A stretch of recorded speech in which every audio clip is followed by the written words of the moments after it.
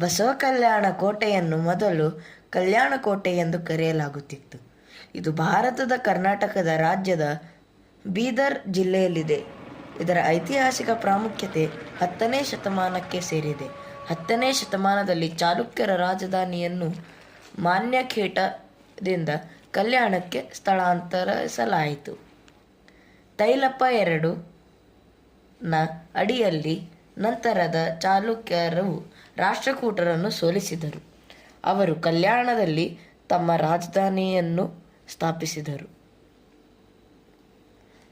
ಕಲ್ಯಾಣ ಚಾಲುಕ್ಯರ ಆಳ್ವಿಕೆ ಸಮಯದಲ್ಲಿ ತೈಲ II ಸ್ವತಃ ಕೋಟೆಯನ್ನು ನಳರಾಜನು 973ರಲ್ಲಿ ನಿರ್ಮಿಸಿದನು.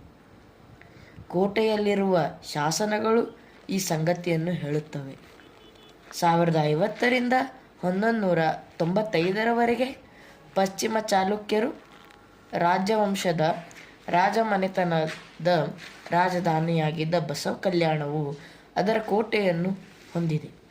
ಸೋಮೇಶ್ವರ I ಕಲ್ಯಾಣವನ್ನು ತನ್ನ ರಾಜಧಾನಿಯನ್ನಾಗಿ ಮಾಡಿಕೊಂಡನು.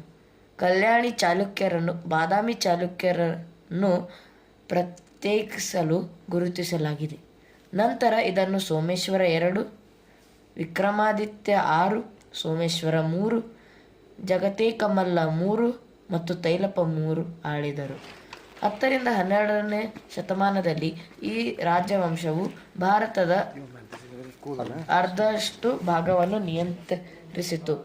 ನಂತರದಲ್ಲಿ ಆಡಳಿತಗಾರರಾದ ಕಲಚುರಿ ರಾಜವಂಶ, ಯಾದವರು, ಮುಹಮ್ಮದ್ ಬಿನ್ ತುಘಲಕ್, ಬಹಮನಿ ಸುಲ್ತಾನರು, ಬೀದರ್ ಸುಲ್ತಾನರು, ಬಿಜಾಪುರ ಸುಲ್ತಾನರು, ಅಹಮದ್ನಗರ್ ಸುಲ್ತಾನ್, ವಿಜಯನಗರ ಸಾಮ್ರಾಜ್ಯ, ಮೊಘಲರು ಮತ್ತು ನಿಜಾಮರು ಕೋಟೆಯನ್ನು ನಿಯಂತ್ರಿಸಿದರು.